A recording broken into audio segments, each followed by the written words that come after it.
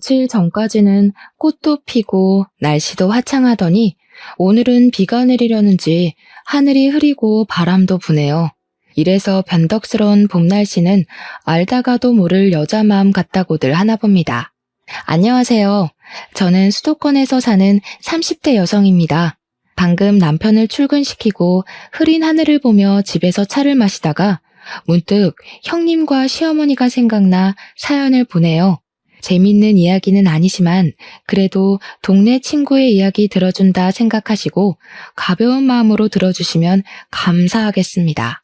우선 남편과 저는 대학교 동창으로 대학교 때부터 10년 동안 연애하다가 결혼을 했어요. 남편에게는 형이 하나 있었는데 연애 시절 저에게 가족 이야기하는 것을 좋아하지 않았습니다. 왜냐하면 어머니는 오로지 형만 챙겼고 형과 자신이 싸우면 형이 잘못했어도 동생인 자신만 혼냈다고 해요. 그래도 아버지가 가족들 모르게 맛있는 사탕이나 과자를 사주시고 아버지가 남편을 많이 예뻐해 주셨다고 합니다. 하지만 그런 아버지가 남편이 20대 중반 때 돌아가셨어요. 그때 남편과 저는 한창 연애 중이었는데 그 당시 남편은 정말 힘들어 했습니다. 남편이 말하길 아버지는 세상에서 유일한 내 편이었고 자신의 전부였다고 하며 하늘이 무너진 기분이라고까지 했어요. 그런 남편을 보며 저는 제가 남편의 진짜 가족이 되어줘야겠다고 결심했고 그로부터 몇 년 뒤 우리는 결혼을 하게 되었습니다. 결혼 후 처음으로 시댁에 간 날이었어요. 시댁에는 시어머니, 아주버님, 형님, 그리고 4살 된 조카 민호가 함께 살고 있었는데 아주버님은 회사 일 때문에 해외로 출장을 가신 상태였습니다. 아주버님은 회사에서 해외 영업부에 계셔서 해외 출장이 아주 많은 상황이었고 그래서 제 결혼식 때도 출장 중이라 오시지 못하셨어요. 형님은 앞치마를 하고 혼자 부엌에서 음식을 차리느라 바빠 보이셨습니다. 시어머니는 남편에게 오느라 고생했다며 거실에 앉으라고 하고 저에게는 형님 도와서 밥상을 차리라고 했어요. 저는 어색하게 부엌으로 가서 형님에게 뭐 도와드릴 거 없냐고 물었습니다. 딱 보면 몰라? 수저도 놓고 국도 뜨고 밥도 푸고 할 게 태산이야. 지금 나 바쁘니까 동서가 알아서 눈치껏 좀 해. 사실 상견례 날과 결혼식 날 형님의 인상이 날카로워 보이시긴 했는데 이 정도일 줄 몰랐습니다. 저는 저에게 짜증이 가득 섞여서 말씀하시는 형님에게 뭐라고 하고 싶었지만 그래도 결혼 후 처음으로 온 날인데 굳이 소란을 피우고 싶지 않아서 형님 옆에서 눈치껏 수저를 놓고 밥상을 차리고 있었어요. 식사 준비를 마치고 형님은 거실에 있는 시어머니와 남편, 그리고 아들 민호를 불렀습니다. 시어머니, 남편, 저는 식사를 시작했지만 형님은 아들 민호 밥을 먹이느라 본인 밥은 먹지도 못하시더라고요. 민호가 밥을 먹기 싫었는지 먹기 싫다고 난리였거든요. 형님은 그런 민호에게 이러면 안 된다고 하시며 밥을 억지로 먹이고 있었습니다. 네가 밥을 맛있게 만들어봐라. 얘가 그러면 아주 못 먹어서 안달이지. 아휴, 너는 도대체 결혼한 지 몇 년이 됐는데 아직도 이렇게 간 하나 제대로 맞추지 못해? 국은 짜고 반찬들은 밍밍하고 밥물도 제대로 못 맞춰서 밥이 아니라 생쌀을 먹는 기분이구나. 엄마, 여기가 고급 한정식집도 아니고 일반 가정집에서 이 정도면 맛있지 뭐. 갈비탕에 각종 나물까지 다 하느라 형수 혼자 얼마나 힘들었겠어. 그렇게 맘에 안 들면 엄마가 직접 간을 하시던가요. 형수도 혼자 시댁에서 살면서 이제 4살 된 민호 돌보느라 얼마나 힘들겠어요. 엄마가 형수 좀 도와줘요. 어머머, 얘 좀 봐라. 제가 일하면 얼마나 한다고 그런 소리를 하니?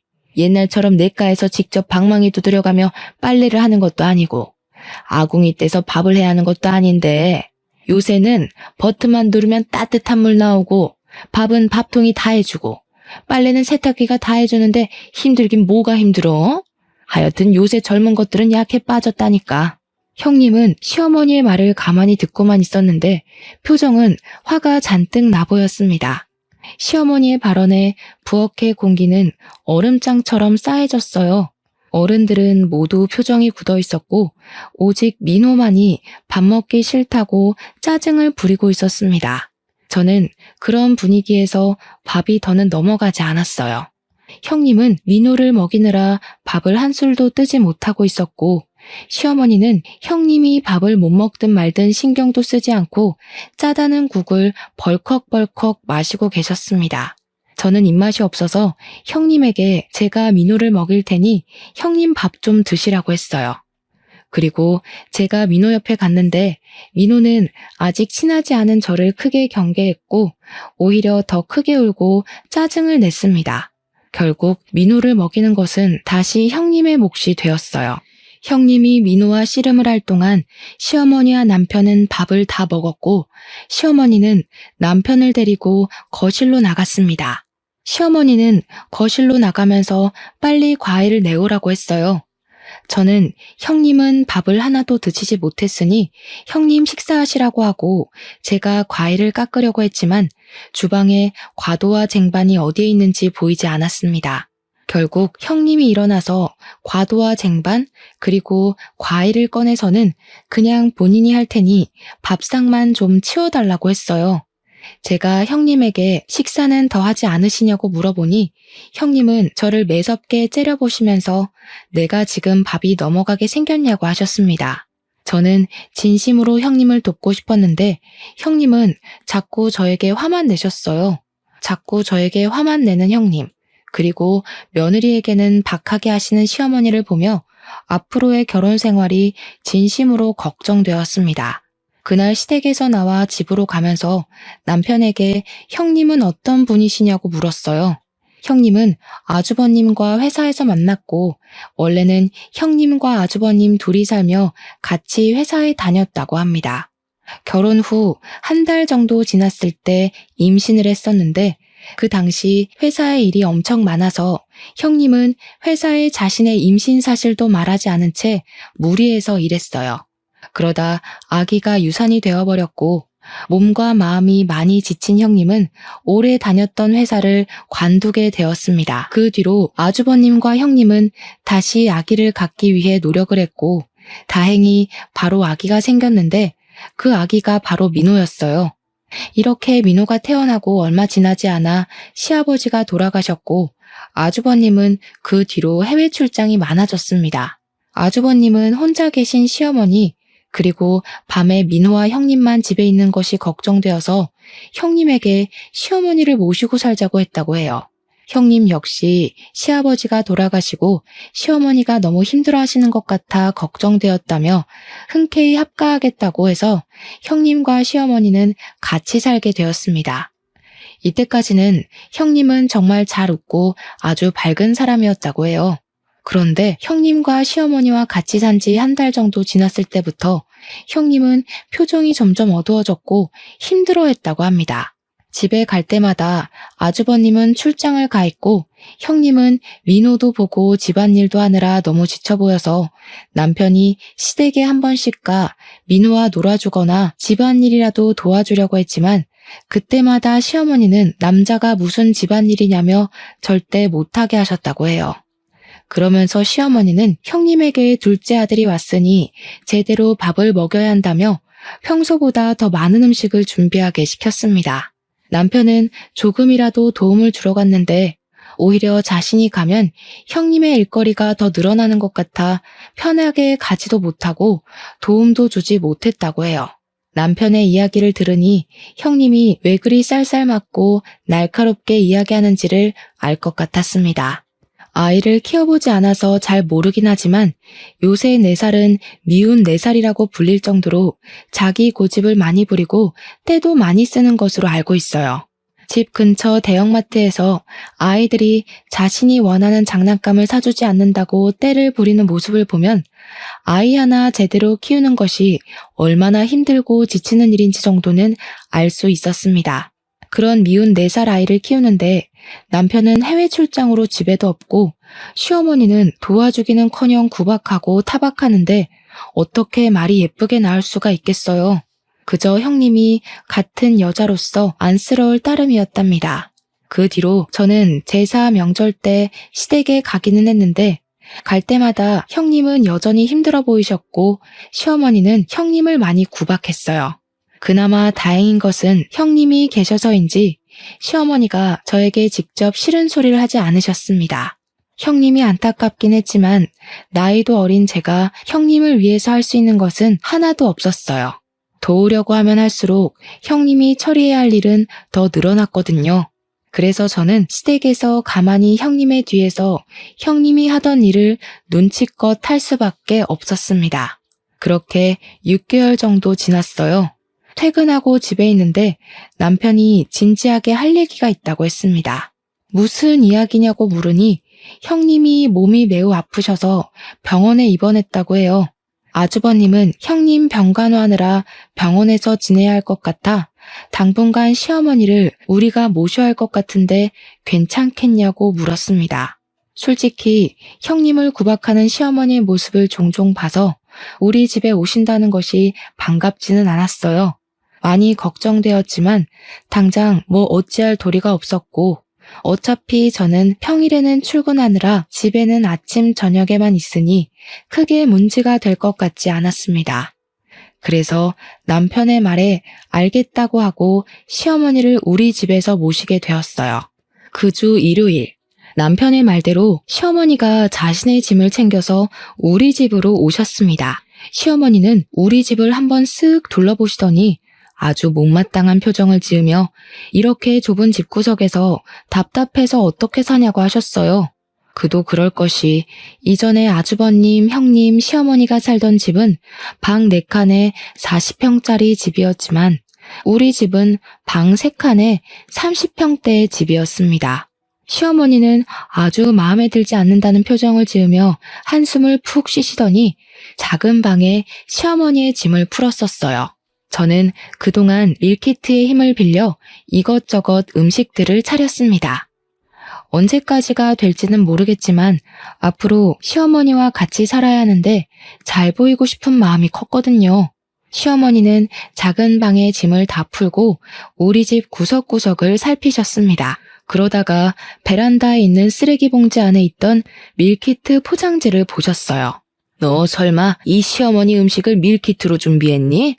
하여튼 요새 젊은 것들은 꼼수 부릴 줄이나 알지 정성을 들일 줄 몰라요. 자고로 음식이란 것은 말이다.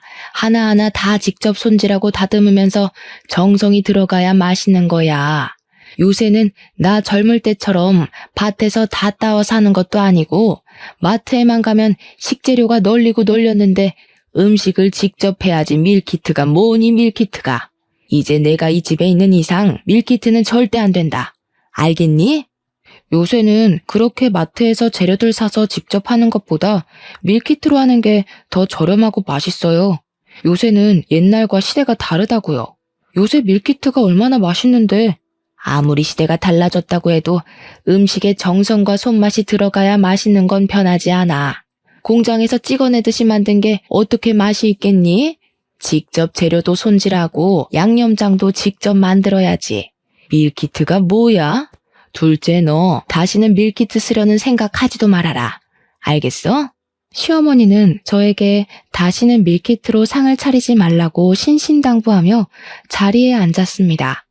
저는 시어머니가 그렇게까지 이야기해서 음식이 하나도 입에 맞지 않아 못 먹겠다고 하시는 건 아닐지 걱정했어요. 그런데 시어머니는 제가 밀키트로 준비한 밀푀유 나베와 갈비찜을 국물 하나 남기지 않고 다 드셨습니다. 이렇게 맛있게 드실 것이면서 왜 그리 밀키트는 질색팔색을 하시는지 이해가 잘 안 되었어요. 어찌됐든 맛있게 식사를 마치고 그날은 음식을 많이 준비해서 그릇이 좀 많이 나와서 남편이 설거지를 도와주려고 했습니다. 시어머니는 고무장갑을 낀 남편의 모습을 발견하시고는 남자가 무슨 설거지냐며 화를 냈고 저는 그래도 우리 집에 오신 첫날인데 굳이 시어머니의 심기를 불편하게 하고 싶지는 않아 그냥 저 혼자 부엌을 다 정리했어요. 그리고 다음 날이 되었습니다. 저와 남편은 원래 6시 정도에 일어나 간단히 빵이나 시리얼을 먹고 출근했어요. 그런데 시어머니가 핸드폰 알람이 울리기도 전에 저를 깨우셨습니다. 너무 이른 시간인 것 같아 시계를 보니 아직 새벽 5시였어요. 겨울로 난 여자가 아직도 그렇게 잠을 자고 있어? 얼빠진 년 같으니라고 빨리 일어나서 밥 안 해? 5시밖에 안 됐는데 웬 밥이야. 그리고 희주도 회사에 출근해서 일해야 하니까 지금 자야 해. 괜히 희주 깨우지 말고 정 배고프면 엄마가 알아서 밥해 드세요. 우리는 빵이랑 시리얼 먹으면 되니까.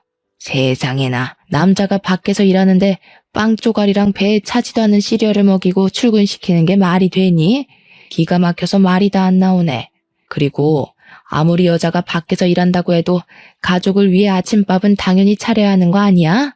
김희주, 얼른 일어나. 어서 일어나서 밥하라고.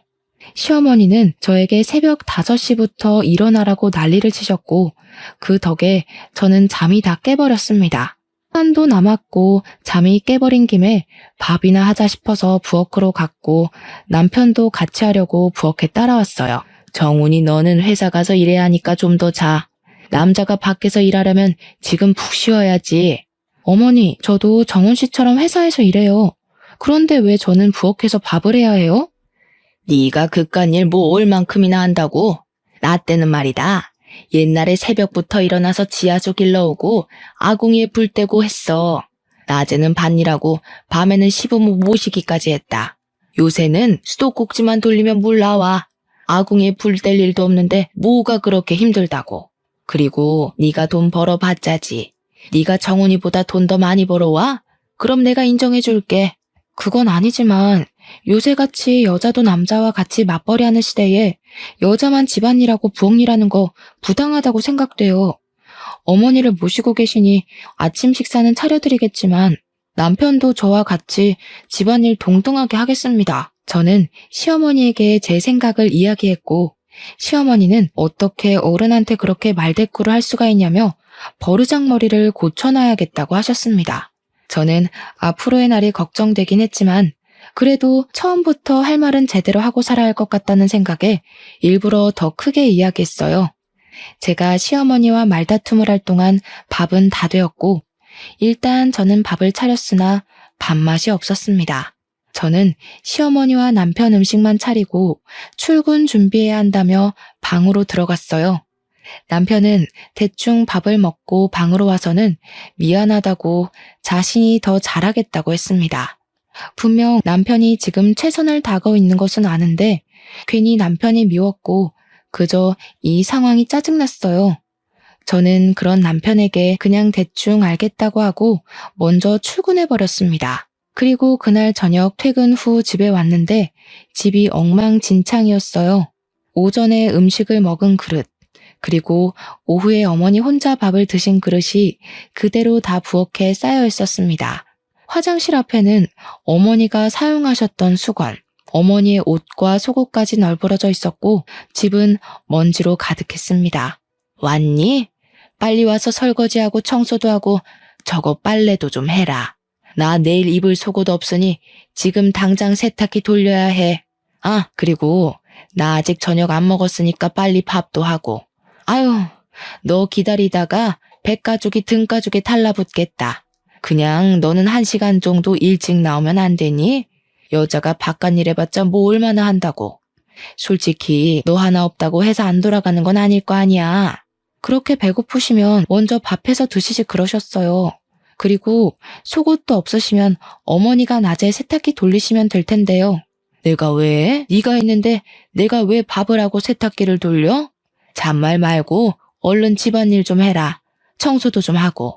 아주 집이 먼지투성이구나. 어휴, 집안일을 하는 것인지 마는 것인지. 시어머니는 퇴근하고 온 저에게 집안일을 시키셨습니다. 잠시 후 남편이 퇴근해서 집안 상태를 보고 깜짝 놀라 자신이 청소라도 하려고 했지만 시어머니는 바깥일 하고 온 사람이 어떻게 집안일을 하냐며 남편은 손 하나 움직이지 못하게 했어요. 저는 정말 속에서 천불이 났지만 이러다 말겠지 싶어 일단 참고 집안일을 했습니다. 그렇게 이틀이 지났어요. 새벽 5시부터 일어나 밥하고 퇴근하고 와서는 청소, 밀린 설거지, 빨래까지 하느라 밤 10시까지 쉴 틈이 없었습니다. 고작 이틀이었지만 너무 힘들고 회사에서도 일하다가 졸기까지 했어요. 그래서 그날은 퇴근하자마자 청소고 뭐고 아무것도 못하고 그냥 침대에 그대로 뻗었습니다. 퇴근한 제가 큰 방에 들어가서 나오지 않자 시어머니는 큰 방 문을 벌컥 열고 저를 깨워 얼른 일어나라고 했어요. 저는 이대로 가다가는 죽겠다 싶어서 시어머니한테 저도 일하고 와서 힘드니 오늘은 쉬겠다고 했습니다. 시어머니는 네가 뭐가 힘드냐고 큰소리 치셨고 그때 남편이 퇴근하고 집에 왔어요. 남편은 이 상황을 보고 희주가 몸이 10개도 아닌데 일하고 와서 집안일까지 하려면 얼마나 힘든지 엄마가 아느냐고 하자 시어머니는 이게 여자한테 홀라당 넘어가서 정신 나간 소리 한다며 예전에는 아픈 시부모 병시중도 들고 뗄감도 떼우고 밭일도 하고 집안일도 혼자 다 했다며 이 정도 해도 네 마누라 안 죽는다고 하셨습니다. 저는 집에서 마음 편히 쉬지 못하는 이 상황이 너무 답답해서 그냥 집 밖으로 나갔고 남편 역시 저를 따라 나왔어요. 제 뒤를 쫓아나가는 남편에게 시어머니는 멍청한 놈이라며 손가락질을 하셨습니다. 집 앞 공원에서 남편에게 도대체 형님은 어디가 얼마나 아프시길래 시어머니를 우리 집으로 보냈냐며 하소연을 했어요. 남편은 자기가 형한테 잘 말해서 대책을 마련해 보겠으니 조금만 기다려달라고 했습니다. 다음날 외근을 갔다가 차 타고 회사로 복귀하는 길에 시내에 있는 형님을 봤어요. 그런데 형님이 평소와는 다르게 예쁘게 차려입고 친구들로 보이는 사람들과 신나게 시내를 걷고 있습니다. 분명히 많이 아파서 시어머니도 우리 집으로 보냈는데 길에서 그러고 있는 모습을 보니 진짜 아픈 사람이 맞나 하는 생각이 들었어요. 저는 시어머니가 오신 뒤로 새벽 5시부터 일어나서 밥하고 퇴근하자마자 쉬지도 못하고 각종 집안일에 시달리고 있는데 형님은 친구들과 함께 아주 좋은 시간을 보내며 다니고 있더라고요. 그 모습을 본 저는 왠지 모르게 형님에게 배신감이 느껴지고 화가 났습니다. 그래서 그날 퇴근 후 저는 형님한테 전화해서 잠깐 만나자고 했어요. 형님은 지금 병원에 있어서 나가기 힘든데 무슨 일이냐고 하셨습니다. 저는 형님에게 거짓말하지 말라고 낮에 형님과 친구들과 시내에서 돌아다니시는 것 다 봤는데 무슨 병원이냐고 했어요. 형님은 못 믿겠으면 병원에 와보라며 형님이 계신 병원과 호수를 알려주었습니다. 그곳에 갔더니 형님이 오후와는 다르게 창백한 얼굴로 누워 계셨어요. 그렇게 누워있는 형님에게 차마 따지지는 못하겠고 어디가 얼마나 아프신지 물었습니다. 아주버님은 형님이 췌장암 말기라고 하며 내일부터 항암치료 들어가는데 치료 들어가기 전에 친구들이 병문안 와서 잠깐 시내에 나갔던 것이라고 했어요. 알고 보니 형님의 친구들이 암 진단 소식을 듣고 항암 치료를 시작하려면 머리카락이 많이 빠질 것이고 당분간은 외출도 하기 힘들 테니 본격적인 치료 전에 예쁜 옷을 입고 꾸미고 시내 구경하자 그래서 오후에 잠깐 나갔던 것이었습니다. 제가 너무 놀라서 당황해하자 아주버님은 잠깐 음료수를 사온다며 나가셨어요. 그전에는 제가 너무 흥분된 상태라 잘 몰랐는데 자세히 보니 형님은 황달기가 심해 보였고 눈 흰자위도 노랬습니다. 그런 형님을 보니 안쓰러웠고 괜히 눈물이 났어요. 울긴 왜 울어, 동서. 사실은 나 지금이 가장 행복해. 진호를 못 보는 것이 슬프기는 하지만 아무 생각 없이 지겨울 정도로 누워서 자고 시간 되면 알아서 밥도 나오고 남편도 출장도 미루고 항상 내 옆에 있으면서 너무 잘해줘. 무엇보다 어머니 잔소리 안 들어도 되고 말이야. 동서는 요새 힘들지? 내가 미안해. 형님의 말을 들으니 그동안 시어머니를 모시고 살면서 얼마나 힘들었으면 암에 걸린 지금이 가장 행복하다고 말할까 하는 생각이 들었습니다. 행복하다는 말 한마디에 그동안 힘들고 마음고생했던 모든 순간이 다 담긴 것 같아 눈물이 주체할 수 없을 정도로 펑펑 나왔어요. 저는 형님의 손을 잡고 그저 울었습니다. 그리고 형님과 이런저런 이야기를 나누다가 시간이 너무 오래된 것 같아 병원에서 나왔어요. 집으로 향하는 길에 이미 퇴근해서 집에 있는 남편에게 전화해서 형님의 상태를 말해줬습니다. 남편은 형이 말을 안 해줘서 몰랐다며 대충 아픈 것만 알았지 그 정도인 줄은 몰랐다고 했어요. 그러면서 형과 통화 한번 해봐야겠다고 하고 전화를 끊었고 저는 바로 집으로 향했습니다. 집에 갔더니 시어머니가 심술이 잔뜩 난 표정으로 거실에 있었어요. 지민이 그년이 어디가 어떻게 아프다니?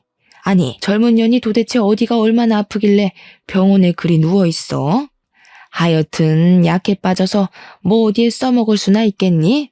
엄마, 내가 이야기했잖아. 형수 지금 췌장암 걸렸다고. 암 환자한테 그게 할 소리야? 암? 옛날이야 죽을 병이지. 요새는 약만 먹으면 다 나아. 얼마 전에 내 친구도 갑상선암 걸렸었는데 싹 다 나서는 이번에 중국으로 여행을 간다더라. 요새 같은 시대에 그깟 암 가지고 유세는? 시어머니는 아프다는 형님 걱정은커녕 오히려 약해 빠졌다고 더 크게 뭐라고 했습니다. 시어머니의 그런 뻔뻔한 모습을 보니 그동안 시어머니가 형님을 얼마나 못살게 굴었을지 상상이 갔어요. 그날 밤 저는 형님 생각에 너무 마음이 아파 울다가 잠이 들었습니다. 다음날 새벽 5시가 되니 어김없이 시어머니가 밥하라고 저를 깨웠어요. 하지만 저는 전날 너무 울어서인지 모르겠지만 일어나기가 너무 힘들었고 그 모습을 본 남편이 저에게는 더 잘하고 하며 자기가 하겠다고 부엌으로 갔습니다. 시어머니는 밖에서 일해야 하는 남자가 무슨 부엌에서 일하냐고 하시며 세상 말세라고 소리를 질러대셨습니다. 제발 좀 그만 좀 해요. 형수도 모자라 희주까지 병에 걸려야 속이 시원하시겠어요? 계속 그렇게 희주 괴롭히면 여기서 나가요 그냥. 이놈 보소. 내가 너를 어떻게 키웠는데 어떻게 엄마를 내쫓을 생각을 해? 네가 그러고도 인간이야? 엄마가 나를 어떻게 키웠는데? 나 차별하면서 키웠잖아. 항상 형 밥그릇에는 계란 프라이나 햄이 있었지만 나한테는 단 한 번도 없었어. 아버지 재산도 다 형한테만 주고 나한테는 돈 한 푼도 안 주셨으면서 나에게 무슨 대접을 받고 싶어서 이 난린데? 지금 많이 참고 있으니 더는 제발 희주 괴롭게 하지 마. 한 번만 더 이런 식으로 우리 괴롭게 하면 이 집에서 쫓아버릴 테니까 그럴 줄 알아요. 밥은 안 쳐놨으니 알아서 국 데워서 드세요. 희주는 밖에서 아침 먹을 거야.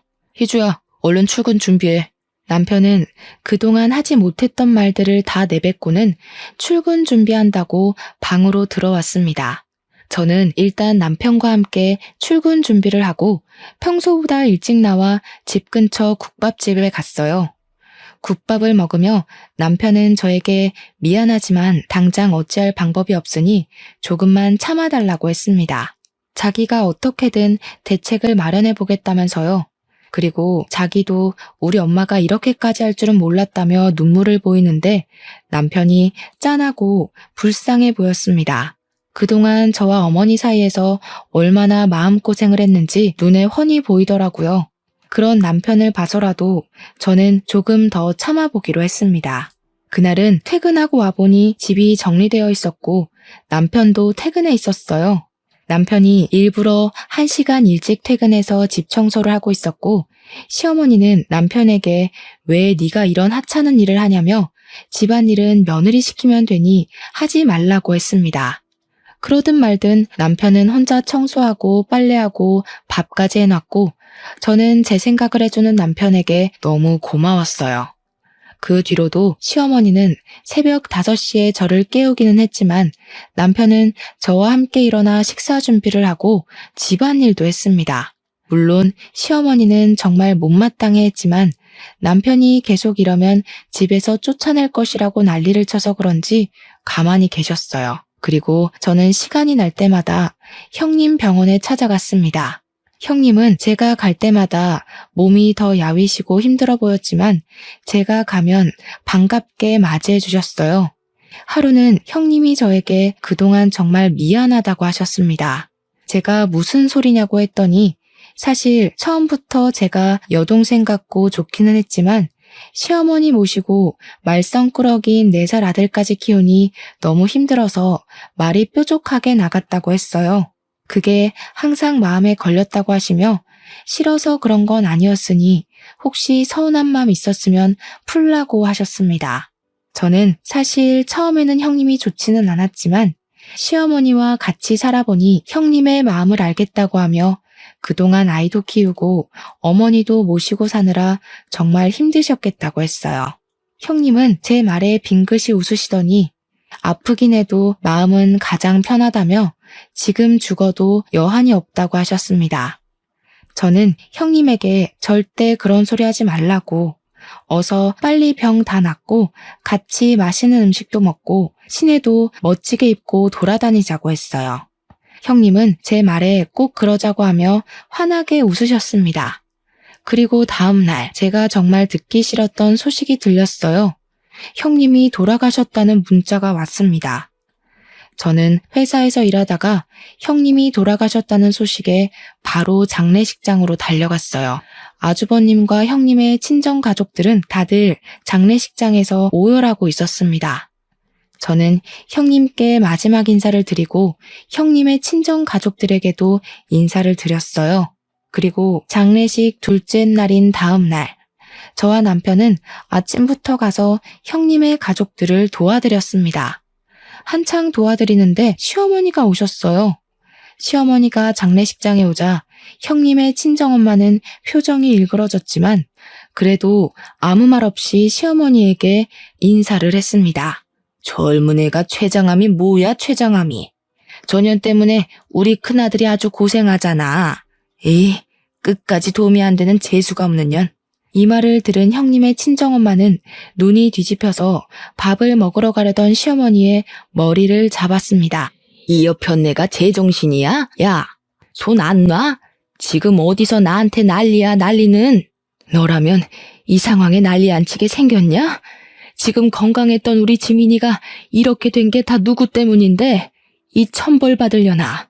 인연이 그렇게 시집살이 시킨 거 다 알면서도 꾹 참았어. 지민이가 네가 말은 그렇게 해도 좋으신 분이라고 해서. 지민이는 너를 끝까지 어머니로 모시려 했다고. 그런 아이가 이렇게 됐는데 너는 일말의 죄책감도 없냐? 그럼 내가 전현을 죽였다는 거야? 나는 맹세코 쟤한테 아무 짓도 안 했어. 그냥 다른 집 며느리들도 다 하는 것 정도만 시켰다고. 개미 똥구멍만큼 일해놓고 이렇게 된 건 애초에 전현이 몸 약했던 거 아니야? 애초에 몸도 좋지 않던 니들 딸년을 우리 집에 시집 보낸 거 아니냐고. 그래, 그거네. 이거 완전 사기 결혼이야, 사기 결혼. 제발 좀 그만해. 엄마가 지민이 그렇게 달달 볶지만 않았어도 이렇게까지 되지는 않았어. 너까지 나한테 그러는 거야? 내가 도대체 뭘 어쨌다고 그래. 나 참 억울해서 살 수가 없다 살 수가. 그냥 나가. 나가라고 제발. 아주버님은 끝까지 뻔뻔한 시어머니에게 나가라고 장례식장에서 쫓아냈습니다. 시어머니는 아주버님의 손에 이끌려 악을 쓰며 장례식장에서 쫓겨났어요. 시어머니가 간 뒤 아주버님은 다시 오셔서 형님의 친정 식구들에게 죄송하다고 90도로 인사하며 사죄했습니다. 친정 식구들은 그런 아주버님을 보며 이게 어떻게 자네 잘못이겠냐며 그저 어깨를 토닥여주고 말았어요. 다음 날 형님은 화장장에서 한 줌의 재가 되어 납골당에 안치되었습니다. 이렇게 형님의 장례식이 마치고 저와 남편은 지친 몸을 이끌고 집에 왔어요. 집에 왔더니 시어머니는 여전히 자신의 잘못을 뉘우치지 못한 채 저희에게 뭐라고 하셨습니다. 젊은 것들이 몸이 허약하다면서 형님의 가족들을 사기 결혼으로 고소할 거라고 하셨어요. 그렇게 혼자 한참을 중얼거리며 화를 내더니 저에게 얼른 집 정리하고 밥 차리라고 하셨습니다. 집을 보니 제가 장례식에 있는 동안 한 번도 청소하지 않았고 그동안 밥 먹은 것은 다 그대로 식탁에 있었고 설거지거리도 쌓여 있었어요. 저는 싸우고 뭐 할 기운도 없어 밥을 차리려는데 남편이 갑자기 어머니 방으로 가더니 어머니의 짐을 챙겼습니다. 이게 지금 뭐 하는 짓이냐? 왜 내 짐을 챙겨? 그냥 나가세요. 제발 우리 앞길 막지 말고 나가시라고요. 이게 상갓집 갔다가 귀신이 들렸나? 갑자기 이게 뭔 짓이야? 내가 형수 장례식 보면서 무슨 생각이 들었는지 알아요? 이러다가 우리 희주도 엄마 때문에 죽겠구나 싶었어. 근데 나는 희주 없으면 못 살아. 한날 한시도 못 산다고. 엄마가 그러고도 사람이야? 나는 이런 사람이 내 엄마인 게 너무 불쾌하고 너무 싫어. 나가, 그냥 나가. 나 혼자 어디 가서 살라는 거야. 그게 말이 돼?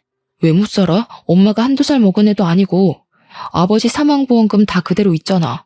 그 돈으로 월세방을 구하든 찜질방에 가든 알아서 하시라고요. 나는 엄마랑 같이 못 살아. 나가. 남편은 시어머니의 짐을 다 챙겨서 밖에 던져버리고 시어머니도 쫓아내버렸습니다. 네가 날 쫓아내면 갈 곳 없을 줄 아냐? 난 지훈이네 집에 가면 되지 뭐. 이제 2번 다시는 나 찾지 마라. 나도 너 내 아들로 생각 안 할 테니까 우리 연 끊고 살자. 시어머니는 끝까지 큰 소리 뻥뻥 치며 갔습니다. 남편은 혹시 다시 찾아올 수도 있으니 현관 비밀번호까지 바꾸자고 했어요. 그날 밤 저와 남편이 자고 있는데 누가 우리 집 현관문을 두드리고 도어록을 자꾸 눌렀습니다. 도둑인가 싶어서 남편을 깨워서 같이 나가보니 시어머니였어요. 시어머니가 아주버님 집으로 갔지만 아주버님 집에서도 쫓겨나서 다시 우리 집에 오신 것입니다. 시어머니는 문이 안 열리자 저에게 전화했어요. 전화를 받아보니 어떻게 나간 지 하루도 안 돼서 비밀번호를 바꾸냐며 너희들이 그러고도 사람이냐고 했습니다. 아까 영 끊고 살자고 한 게 누군데 하루도 못 가서 이렇게 찾아와요? 여기 있어도 절대 문 열 생각 없으니 엄마 혼자 알아서 방 구해서 사세요. 우리 집에 며느리년들이 잘못 들어와서 집에 재수가 없어졌어. 이래서 집에 사람은 잘 들어와야 하는데 큰 년은 비리비리해서 죽어버리고 작은 년은 어른 무서운 줄도 모르고 아유 내 팔자야 내 팔자야. 다시 지훈이네 집으로 가야겠다. 몹쓸 놈들. 너희들끼리 잘 먹고 잘 살아라. 시어머니는 다시 아주버님 집으로 간다고 했습니다.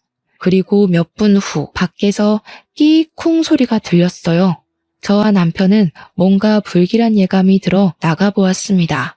나가보니 아파트 단지 앞 큰 길가에 자동차 한 대가 서 있었고 시어머니가 길에 누워 계셨어요. 시어머니가 교통사고에 당한 것입니다. 우리는 깜짝 놀라 바로 119를 부르고 아주버님께도 연락했어요. 병원으로 간 시어머니는 수술을 받은 후 계속 의식 없이 누워 계시다가 이틀 만에 눈을 뜨셨습니다. 그런데 눈을 뜨자마자 하시는 소리가 누구세요? 였어요. 아주버님, 저 남편 모두를 못 알아보시고 시어머니 자신의 이름도 몰랐습니다. 의사 선생님의 말씀으로는 시어머니가 사고 때 머리를 다쳐 기억상실증에 걸렸다고 했어요. 시어머니는 충격으로 모든 것을 다 잃어버리신 것입니다. 의사 선생님은 경과를 지켜보자고 하며 일단 기억이 다시 돌아올 때까지 기다리자고 했어요. 하지만 2달이 지나도록 시어머니의 기억이 돌아오지 않았고 더는 병원에서도 딱히 할 것이 없어서 일단 우리 집으로 모셔왔습니다. 아주버님 집으로 갈까 했으나 아주버님은 해외 출장이 예정되어 있어 다시 우리 집에 오셨어요. 모든 기억을 잃은 시어머니는 예전과는 확연히 달랐습니다. 여전히 새벽 5시에 일어나시기는 했지만 저와 남편을 깨우지는 않았어요. 조용히 혼자 부엌에서 냉장고에 있는 음식들을 드셨습니다. 그러다가 저와 남편이 일어나면 시어머니는 죄송하다고 하며 손을 싹싹 빌었어요. 이전에 막말하던 시어머니의 모습은 온데간데 없고 겁을 잔뜩 먹은 아이처럼 변했습니다. 저와 남편은 집에 시어머니만 두기가 불안했지만 회사에 출근해야 하기에 어쩔 수 없이 시어머니만 혼자 집에 두고 출근했어요. 하루는 퇴근하고 왔는데 온 집안에 탄내가 진동하는 것입니다.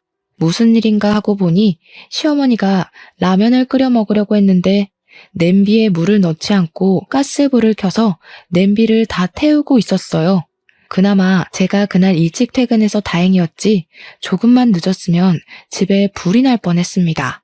시어머니는 제 앞에 무릎까지 꿇고 잘못했다고 비셨어요. 저와 남편은 더는 안 되겠다 싶어 우리 집 근처의 치매 요양원으로 시어머니를 보냈습니다. 그 치매 요양원은 이 지역에서 시설도 꽤 크고 좋다고 소문난 곳이었어요. 그곳에 모시고 우리는 주마다 시어머니를 뵈러 갔습니다. 시어머니는 여전히 자신의 이름도 모르고 우리를 알아보지 못하고 우리 얼굴을 보면 잘못했다고 비셨어요. 같은 병실의 할머니들은 시어머니에게 자기 이름도 모르는 바보라고 하며 시어머니를 무시하고 구박했습니다. 예전 같으면 크게 화를 내며 욕을 했겠지만 지금의 시어머니는 무조건 사람들에게 잘못했다고 하며 사과를 하고 다녔어요. 그러던 어느 날 시어머니를 돌보던 간병인이 지민이라는 분이 누구냐고 했습니다. 저의 형님 이름인데 어떻게 아셨냐고 했더니 시어머니가 밤마다 잠을 제대로 못 자고 식은땀까지 흘리며 악몽을 꾸는 것 같다고 했어요. 그런데 그때마다 밤새 지민이란 이름을 그렇게 부른다고 합니다. 너무 힘들어해서 깨워서 지민이가 누구냐고 물으면 시어머니는 겁에 질린 얼굴로 그저 모른다고만 했다고 해요. 시어머니의 꿈 내용이 뭔지는 모르겠지만 아마 형님이 원한을 품고 시어머니의 꿈에 나오지 않았나 하는 생각이 들었습니다. 불과 얼마 전까지만 해도 막말을 서슴지 않고 하던 시어머니가 이렇게까지 약한 존재가 되어버리니 안쓰럽기도 하고 한편으로는 인과응보라는 생각도 들었어요. 시어머니는 그 뒤로도 잠도 잘 못 자고 병실에서도 할머니들께 구박당하고 무시를 당했습니다. 요양원을 옮길까도 생각했지만 주변에 이만큼 시설 좋고 의료진들이나 간병인들이 좋은 요양원은 없어서 어쩔 수 없이 그냥 모셨어요. 그리고 시어머니는 요양원에 들어간 지 6개월 뒤 밤에 지민이를 부르며 악몽을 꾸시다가 갑작스러운 심장마비로 돌아가셨습니다. 시어머니는 그렇게 형님에게 모질게 대하더니 결국 형님에게 제대로 된 사과도 못하고 한순간에 돌아가셨어요. 부디 하늘에서는 형님을 만나 제대로 된 사과를 하시고 두 분이 좋은 고부관계가 되었으면 좋겠습니다. 시어머니의 장례 후 저와 남편은 다시 신혼때로 돌아간 것처럼 좋아요. 마음이 편해져서 그런지 아기도 생기게 되었습니다. 아직 입덧 중이라 너무 힘들지만 그래도 우리의 이세가 태어날 생각을 하니 너무 기쁘네요. 요새 남편은 저 대신에 집안일하느라 힘들다고는 하지만 그래도 행복하다고 합니다.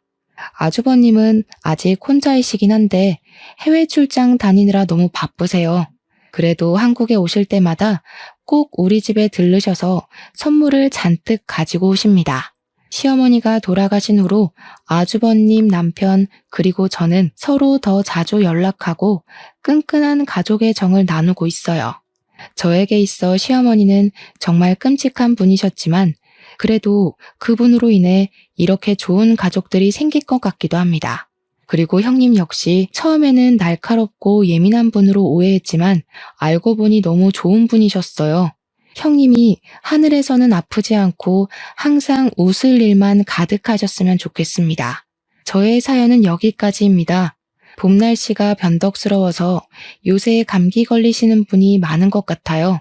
다들 건강 조심하시고 날씨는 흐리지만 마음은 행복 가득한 날이 되시길 바랍니다.